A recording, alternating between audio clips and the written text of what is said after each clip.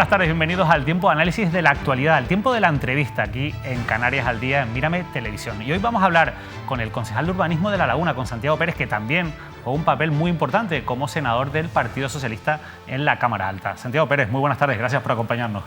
Encantado. La verdad que en esa doble vertiente que tiene ahora mismo de responsabilidades vamos a intentar hacer una entrevista en la que podamos hablar de la actualidad municipal, de la actualidad urbanística municipal y también de la actualidad del Senado, porque hay cosas importantes como la aprobación ayer de esa ley de memoria democrática. Pero quiero empezar por lo local, por lo más cercano, por el Ayuntamiento de La Laguna y por una noticia que conocíamos en esta semana y que ha generado también muchas reacciones encadenadas. Bueno, vean este titular que publicaba el periódico El Día. Urbanismo congela el expediente sancionador por la vivienda del alcalde de La Laguna.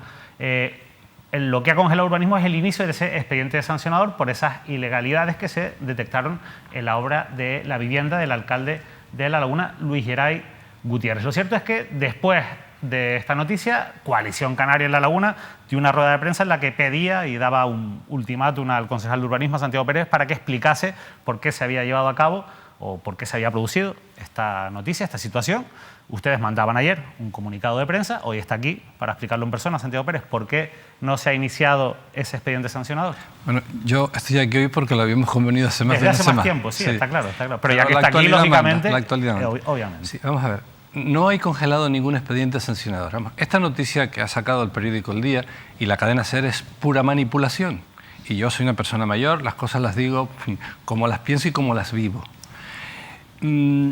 Cuando una persona, un ciudadano, aunque el ciudadano sea el alcalde de La Laguna, en este caso, realiza una actuación urbanística, por ejemplo, en el caso del alcalde de La Laguna, sin la correspondiente licencia, la Administración puede abrir, debe abrir dos expedientes. Un expediente que es el expediente propiamente urbanístico y un expediente sancionador. El expediente urbanístico, que en mi opinión es el más importante, y por ello di una instrucción a mediados de 2020, septiembre de 2020, es el más importante, está orientado a exigirle al ciudadano, aunque sea ciudadano alcalde, que esas actuaciones, si son legalizables, las legalice y tendrá que presentar el correspondiente proyecto, en fin, solicitud de licencia. Y si no son legalizables, porque son actuaciones contrarias al planeamiento, que las demuela y vuelva a la realidad, a la situación original, a la que había antes de cometer la infracción. Esto es lo que ocurre habitualmente y ha ocurrido en esta ocasión. Cuando yo me enteré de que se habían realizado algunas actuaciones, hay que decir, de muy pequeña entidad, sin ninguna trascendencia territorial, en la vivienda del alcalde, en el mismo momento dicté telemáticamente una resolución para que se abriera la investigación y en su caso el expediente. Y eso se hizo y ese expediente ha culminado pues legalizando algunas de las actuaciones que había hecho, la apertura de una puerta para acceder al jardín y con la resolución de demolición de lo que no era legalizable, que era una pequeña pérgola y luego el cerramiento de un balcón. ¿Eso se ha llevado a cabo, esa demolición del cerramiento del balcón? Está en esa ejecución, está resuelto por urbanismo y luego se le da a la persona el tiempo para que ejecute.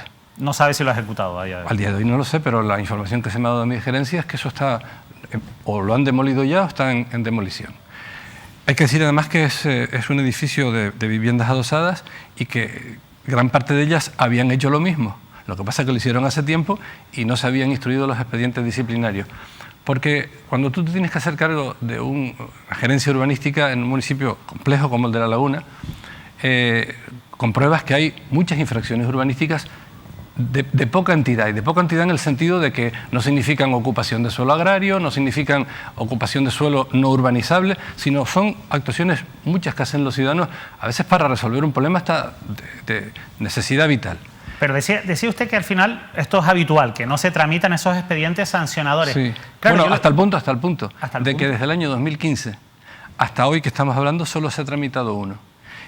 Durante la anterior administración no se tramitó ninguno y yo dicté una instrucción diciendo que expedientes sancionatorios solo cuando se tratara de grandes infracciones con gran repercusión territorial.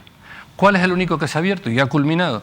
Pues un expediente de una empresa que ocupó 100.000 metros cuadrados para establecer unas instalaciones de aparcamiento, que son actividad industrial en suelo no industrial y sin licencia. 100.000 metros cuadrados son 10 campos de fútbol. En Geneto, ¿verdad? Sí.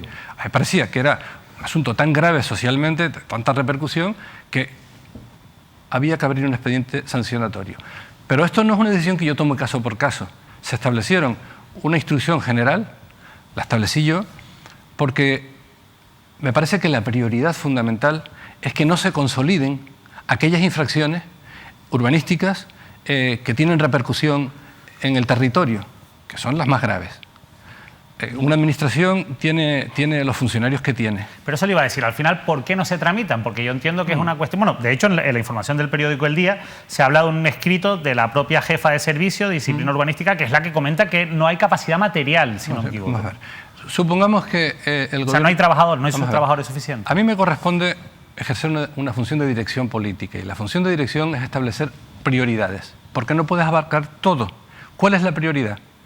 Que no se consoliden infracciones urbanísticas, y sobre todo las más graves, por el transcurso del tiempo, que es lo que ha venido ocurriendo durante mucho tiempo, durante muchos años. Entonces tú tienes que dar instrucción a las personas que están en la administración fijando prioridades. Esa es la función de dirección política. A mí no me toca examinar cada expediente ni tramitarlo. Esto es una cuestión de legalidad que se tramita y se inicia todos esos expedientes en el ámbito de los servicios, de la gerencia, servicios jurídicos, servicios técnicos, servicios de inspección urbanística. Los expedientes sancionatorios se deben abrir, pero si dedicas los esfuerzos a sancionar y a imponer unas sanciones que al final son casi simbólicas, porque la propia legislación concede al infractor tantas bonificaciones que al final puedes instruir un expediente y la sanción puede ser de 60 euros, de 100 euros, de 200 euros, y has perdido unos recursos humanos que son imprescindibles para atender lo principal. Y lo principal es que las infracciones, sobre todo las más importantes, no se consoliden por el transcurso del tiempo y, por lo tanto, por ejemplo, la ocupación ilegal de suelo sea ya irreversible. Pero entonces es un problema de falta de personal, Santiago, volviendo a la pregunta. Porque por definición la administración no tiene... No, se lo digo porque al final si uno va a la ley del suelo... Le voy a poner un ejemplo. El artículo, no, pero disculpa para ponerle yo el ejemplo de lo que le quiero preguntar, porque el artículo 351 habla de que las administraciones competentes vendrán obligadas a ejercer las potestades de protección de la legalidad urbanística una vez se constante pues su contravención. Sí. Y entre ellas está la imposición de sanciones. Entiendo que si la ley dice que hay que imponer sanciones, además del restablecimiento de la legalidad, de reparar los daños y perjuicios, de dejar sin efecto los títulos habilitantes, esas 4, digamos, medidas que existen, son de obligatorio cumplimiento. Si no se hace, entiendo que es porque no pueden hacerlo porque no tienen personal. Bueno, vamos a ver. Le quería poner dos ejemplos, quería poner dos ejemplos. El primero, la Gerencia de Urbanismo de La Laguna tiene un servicio de inspección y disciplina urbanística con unos recursos efectivos casi equivalentes a los que tiene la Agencia Canaria de Protección del Medio Urbano y Natural. Es decir, que está bien dotada en términos comparativos. Pero tienes que fijar una prioridad, porque como disperses tus efectivos, no vas a ir a lo principal. Esos expedientes sancionatorios, que insisto, al final tienen casi más un carácter simbólico que un carácter disuasorio. Porque si fuera una gran sanción, pues las personas antes de cometer una infracción urbanística dicen, pues no voy a hacerlo porque me van a multar. Yo creo que la disuasión más importante es que sepan que si se comete una infracción urbanística, la administración instruye un expediente y les obliga o a legalizar o a volver a poner las cosas en su estado inicial. Esto es lo que se llama restablecimiento. Cuando el gobierno de España, por ejemplo, le dice a las fuerzas y cuerpos de seguridad que la prioridad para una determinada etapa es la persecución de los delitos contra la seguridad vial o de los delitos de narcotráfico o de los delitos financieros, no le está diciendo que no se ocupen de los demás delitos, sino tienes que establecer una prioridad porque no tienes recursos humanos infinitos, no tienes recursos funcionariales infinitos. Y, insisto, desde 2015... Las cuantías, Santiago, son las infracciones leves, multa de 60 a 6.000 euros, sí. Las graves de 6.001 euros a 150.000, las muy graves de 150.000 a 600.000 euros. Claro, al final, bueno, es verdad que hay muchas bonificaciones y demás, pero yo insistiendo, claro, el ciudadano de La Laguna que nos esté viendo a lo mejor dice, oye, pues cuidado, que yo aquí puedo hacer una obra, un cerramiento de mi balcón ilegal, sin el título habilitante, y si me pillan, bueno, pues lo peor que me puede pasar es que me obliguen a derribar, a demoler sí. lo que ya he construido, porque claro, si al alcalde no le han pedido que lo haga, porque me lo van a pedir a mí, ¿no? Pues para que el ciudadano sepa que si comete una infracción urbanística es bastante probable, altamente probable, que se identifique y se le obligue a reponer las cosas a su estado originario y por lo tanto se haya gastado un dinero y luego se tenga que volver a gastar otro dinero en demoler lo que construyó, para que eso sea efectivo tienes que establecer una prioridad. Como intentes abarcarlo todo, ocurrirá lo que ha venido ocurriendo durante muchos años. Es que muchas infracciones sobre el territorio se consolidaban, prescribían por el transcurso del tiempo y transcurridos 4 años ya la Administración no puede obligar a reponer mediante un expediente de disciplina urbanística las cosas a su estado original. Esta es la clave del asunto. En este año, pero en lo este importante caso es un año, ¿no? Sí, pero lo importante de Para este asunto es que los representantes de Coalición Canaria, en mi opinión, que están en la desesperada, no les importa mentir. Han convertido la mentira en esto. Noto yo que son muy conservadores. Para mi opinión, la política conservadora es una política que considera que las personas son poco inteligentes y que se las puede engañar con facilidad. Si no, es que hay cientos de ciudadanos que están siendo sancionados. Ni uno, desde 2015. Ni uno. Solo esa gran empresa que cometió una infracción tan importante que resultaba escandalosa y que otras muchas empresas en ese entorno de Geneto, las proximidades del aeropuerto de Los Rodeos, que es una zona muy bien situada, querían hacer lo mismo. Es decir, comprar suelo como a precio de suelo rústico e instalar actividades propias de servicios o industriales, que requieren un suelo industrial con las infraestructuras adecuadas, entre otras razones, para no efectuar contaminación de terreno. Y estaba generando un muy mal ejemplo. Y además, les voy a decir una cosa, los grandes infractores tienen grandes asesores. Y cuando la Administración abre el procedimiento para restablecer el orden legal, diciendo lo que usted ha construido es ilegal, demuélalo, tienen una capacidad de moverse, están en su derecho, que no tiene el ciudadano corriente. Y lo que no debe ocurrir en urbanismo, ni en Hacienda, ni en el mundo de la inspección laboral, es que al final se persiga, porque es mucho más fácil, al pequeño infractor y el grande se escape. El grande tiene buenos asesoramientos y al pequeño infractor, cuando le sorprendes, se rinde, no tiene quien le asesore, porque además probablemente, y en el campo urbanístico esto es muy frecuente, haber hecho las cosas sin mala fe. Yo me tropecé, por ejemplo, te voy a poner un ejemplo, me tropecé el caso de una familia que había construido en Tejina un piso para alojar una nueva familia, su hijo se casaba.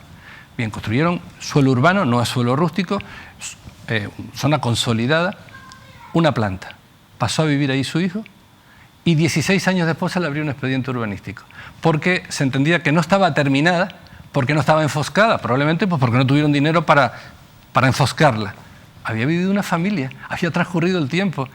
Esta infracción, este tipo de infracciones, a mí se me cae el agua entre las manos, se me abren las carnes, porque al mismo tiempo que la Administración cae sobre ello, es mucho más fácil hacerlo, la gran infracción se te escabulle. ¿Hasta qué punto, obviamente, quizás las infracciones podríamos entrar a debatir, pero es un debate muy técnico, yo creo que se nos escapa de esta entrevista, si lo que un cerramiento de un balcón es una infracción leve o es una infracción grave? La verdad es que los técnicos han dicho que es leve. Yo he encontrado en otros ayuntamientos que consideran este tipo de actuaciones como infracciones graves, pero ese no es el debate, Santiago. Yo creo, lo importante en este caso, y por eso es mediático, es que es el alcalde de La Laguna. Yo le pregunto, sí, ¿no se debería considerar al alcalde de La Laguna no por la infracción, sino por su cargo? Y habría que actuar con él para dar ejemplo y decir, oye, mira cómo actuamos con el alcalde de La Laguna. Yo creo que ni al alcalde de La Laguna ni a ningún otro ciudadano, en este caso es el alcalde, no se le puede dar un trato peor que a cualquier ciudadano. Mejor tampoco. Y no se le ha dado ningún trato mejor. Yo abrí el expediente desde que tuve conocimiento de que había algunas actuaciones. Insisto, son las actuaciones que son, he intentado describirlas. En el mismo pleno dicté una resolución, telemáticamente hablando, para abrir el expediente. El expediente se ha tramitado y ha culminado. Se le ha dado al alcalde exactamente el mismo trato que a cualquier ciudadano, porque el alcalde es un ciudadano. Lo que ocurre es que los de Coalición Canaria están pretendiendo que al alcalde se le dé un trato peor, diciendo que se le ha dado un trato mejor. No es verdad, no se le ha dado un trato mejor. Y, en fin, yo no quiero hablar ahora de otros asuntos que conciernen a Coalición Canaria porque no es el tema que nos ocupa.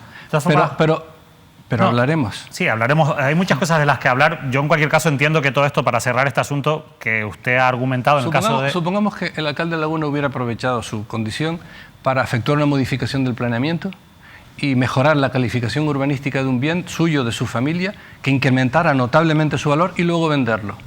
Esto no lo ha hecho el alcalde de Laguna, ¿verdad? Lo hizo una alcaldesa de La Laguna. O sea, usar su potestad urbanística para cambiar el planeamiento, con apoyo en su mayoría de gobierno, cambiar la calificación urbanística de una gran propiedad, darle una mejor calificación, incrementando su valor y venderlo. ¿Se refiere a Norama? Sí, me refiero a Norama y a lo que ocurrió en la la recalificación de la cochera de los Oramas, en la que finalmente está ahora una empresa comercial importante. Sí. Supongamos que hubiera ocurrido eso. Eso ocurrió. Yo no estaba en la oposición en ese momento. Por cierto, el que dirigía la oposición del PSOE en aquel momento era Javier Abreu. Y no entiendo cómo no se dieron cuenta de ese asunto en ese momento. En cualquier caso, se le iba a decir que eso también es verdad que ya fue hace años. Antes hablábamos de las prescripciones. Claro, es que este es el tema. Cuando a mí me presentan la solicitud de licencia para instalar allí un gran establecimiento comercial, y digo, ¿y esto?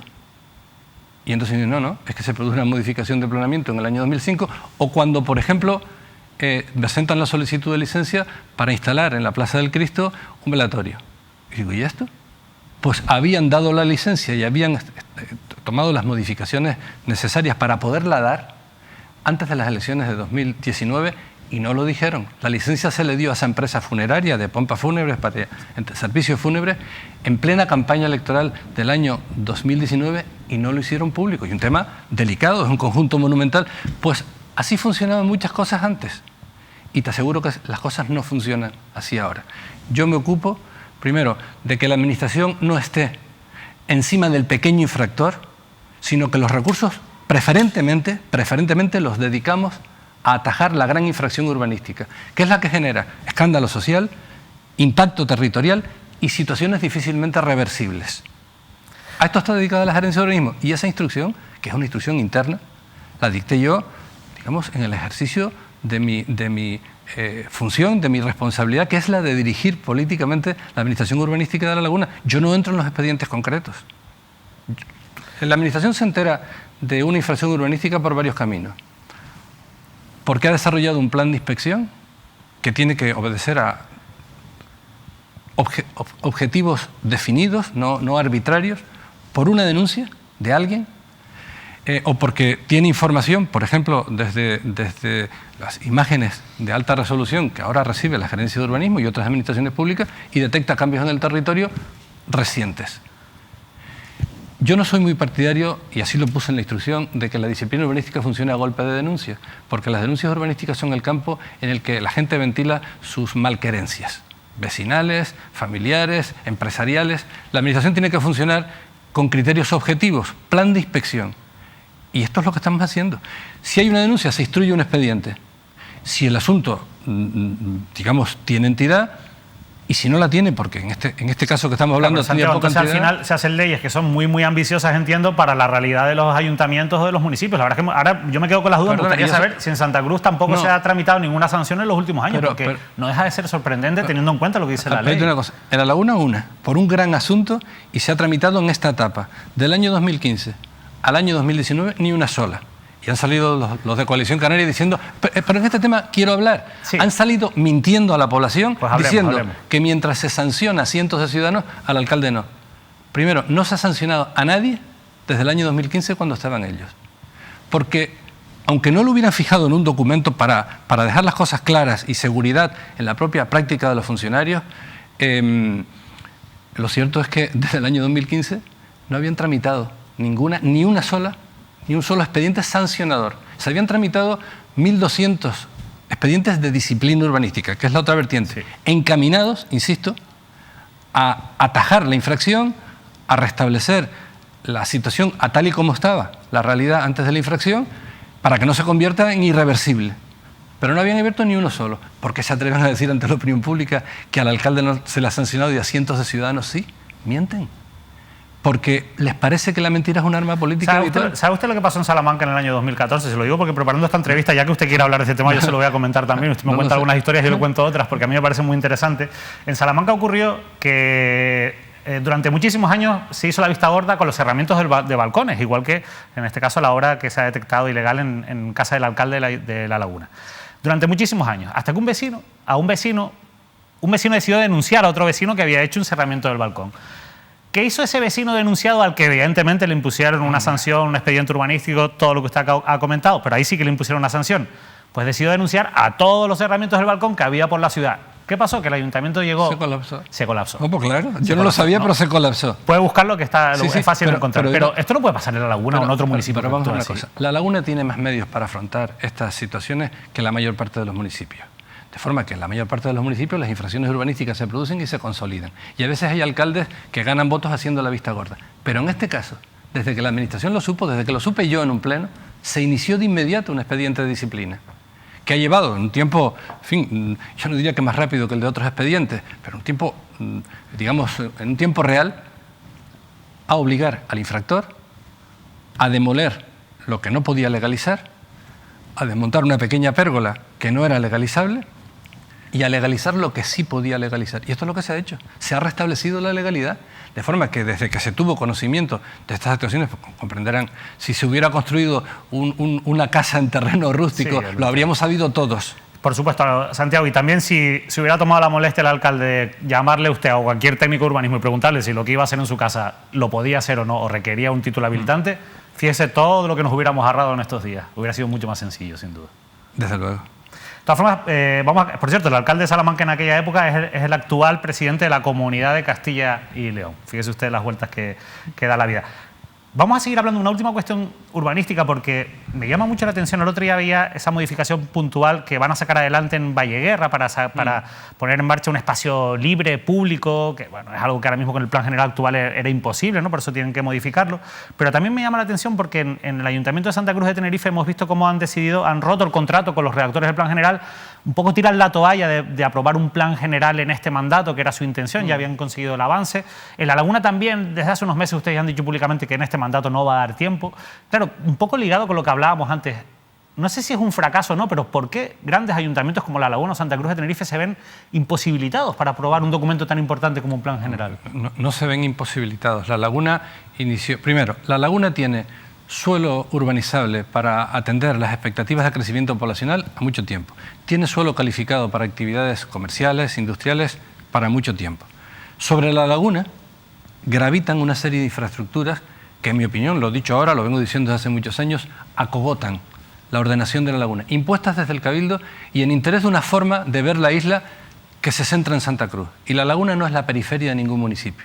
La Laguna es tan importante como cualquier otro y sus relaciones con el de Santa Cruz deben ser de igual a igual, fraternales pero de igual a igual. La Laguna no es la periferia de Santa Cruz y las infraestructuras que acogotan el desarrollo de La Laguna no se pueden imponer desde el Ayuntamiento de Santa Cruz a través del Cabildo. Esto lo he llevado hasta el Parlamento de Canarias en su momento. Mientras esas infraestructuras no sean retiradas del planeamiento, yo no voy a impulsar un plan general de ordenación de La Laguna que será cojitranco. Y algunas de esas infraestructuras estaban también pensadas para desarrollar más terreno urbanizable en zonas en las que el suelo debe ser preservado. La Vega, por ejemplo.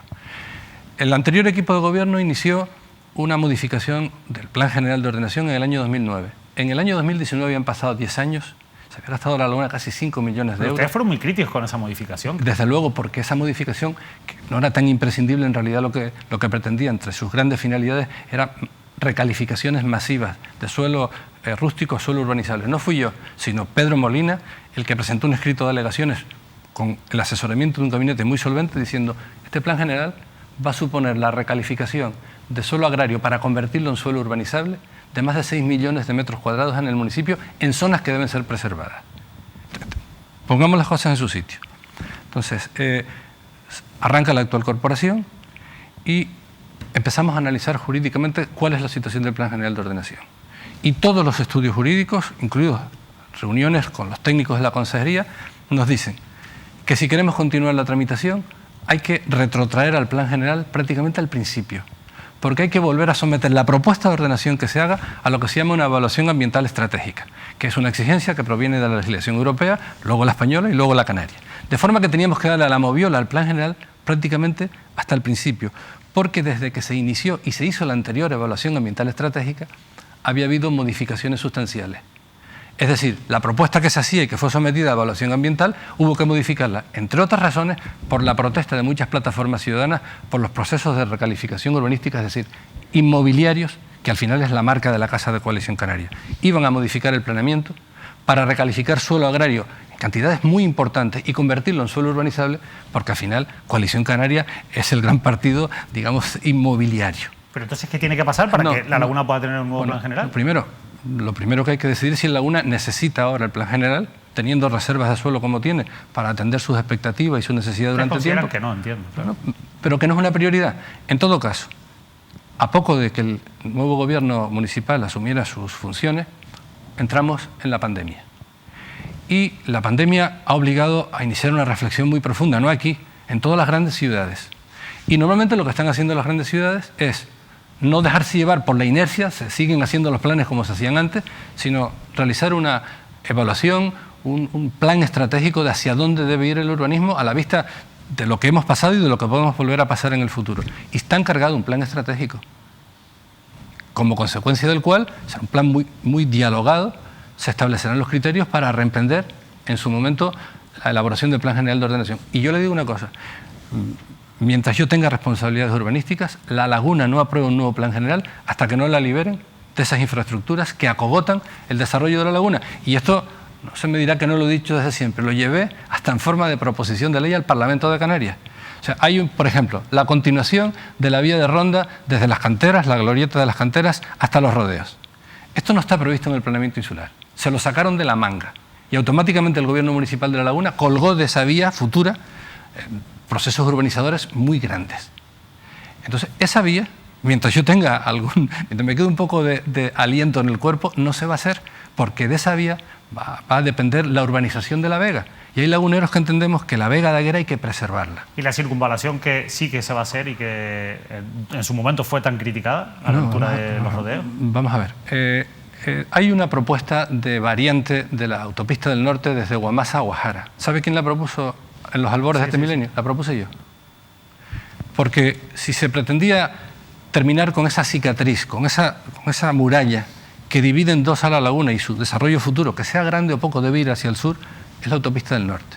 Esa autopista del norte lo plantearon todos los técnicos a los que yo consulté en aquel momento desde la oposición. Decían, esa autopista del norte no se puede convertir en subterránea con la isla funcionando. Lo más razonable es una variante que vaya muy pegada a la pista de los rodeos, por allá de la pista, y que vaya desde Guamasa a Guajara. Pero usted sabe que esa variante también fue criticada por el Partido Socialista en alguna etapa. No. Aquí está la gente. Por si se puede, no sé. Esa variante la propuse yo. La propuse yo. La primera vez que se discutió este asunto, pero es una variante. ¿En qué año lo propuso usted? Pues antes de que se aprobara el Plan General de Ordenación de la Laguna y el Plan Insular de Ordenación, año 2000. Sí.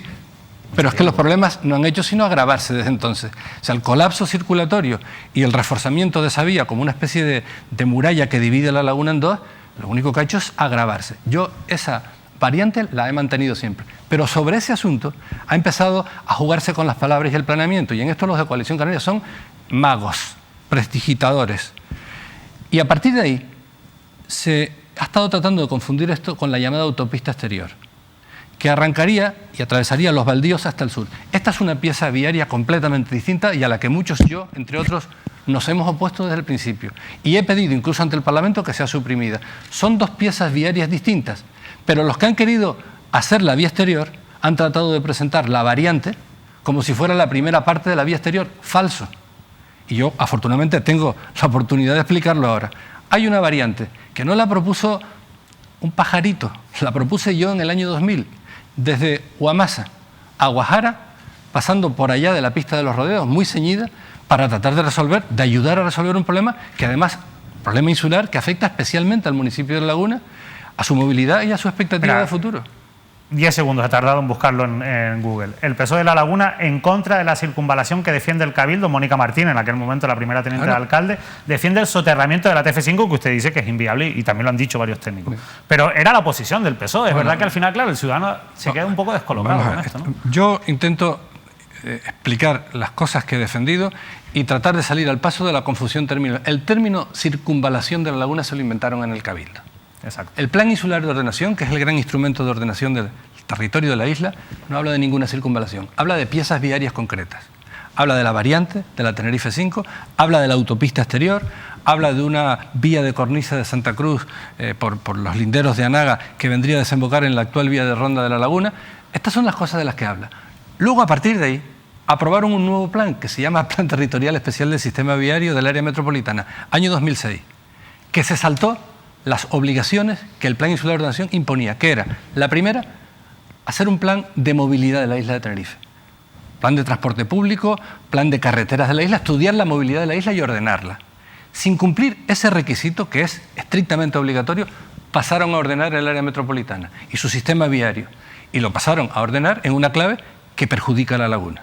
Yo no sé si beneficia a Santa Cruz, pero está dictada desde la Casa de los Dragos de aquel momento, dictada al Cabildo y asumida con la boca chica por los que entonces gobernaban la laguna. Y me puedes preguntar, ¿y por qué dices eso? Porque me he estudiado el expediente. Y cuando se estaba tramitando ese plan, que se aprobó en el año 2006, no hay prácticamente ninguna alegación del Ayuntamiento de La Laguna. En fin, las cosas que estoy diciendo yo, cualquier persona que tenga interés las puede comprobar. ¿Por qué digo yo que esto era un asunto pactado bajo cuerda?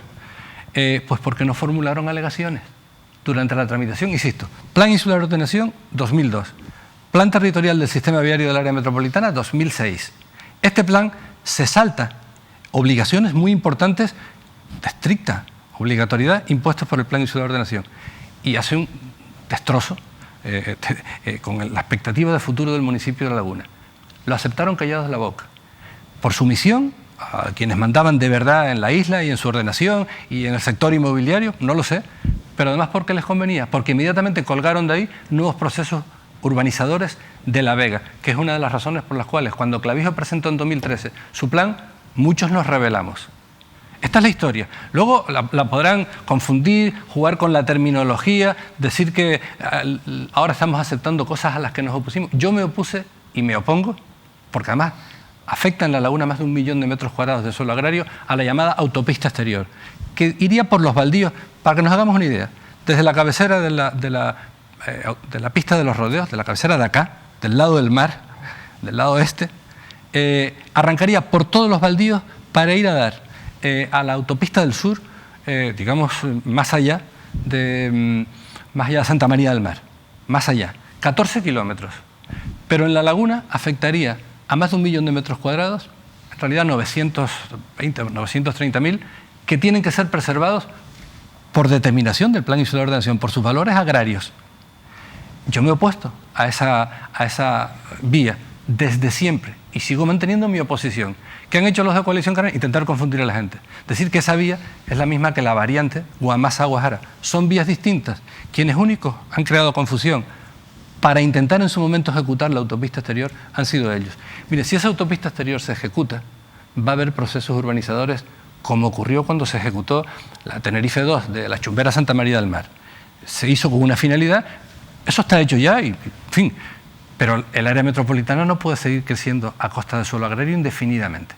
Y si se construye esa vía, más planifica una vía de esta naturaleza que 1000 planes. Es cierto que cuando se hizo la TF2 se urbanizó bastante las zonas aledañas que antes... Sí, pero lo que se dijo era que iba a ser la contención del crecimiento del área metropolitana. Y eso me lo he estudiado yo. Llevo muchos años estudiando estas cosas. Lleva muchos años y se le nota a Santiago. Lo cierto es que al final... Porque además hay gente que en este asunto está tocando la música de oídas. Porque, como decía Pedro Molina, se aguantan las ganas de trabajar. Para hablar de estas cosas no se puede tocar la música de oídas. Hay que estudiarse los documentos. No dejan de ser cuestiones muy técnicas, no cabe duda, Santiago. Fíjese, tan técnicas que al final nos hemos quedado ya sin tiempo. Es una pena porque quería hablar también de lo que pasa en el Senado, pero bueno, usted también se ha sentido, entiendo que con ganas de hablar de los temas que estábamos tratando, así que yo se lo agradezco mucho. Son temas complicados. Porque si tú lo planteas y por respeto a la audiencia, yo tengo que hablar. Yo tengo que preguntarle todo lo que pueda. Sí, también. Yo tengo que hablar. Habíamos convenido que yo viniera para hablar de otras cosas. Sí, pero sí, totalmente.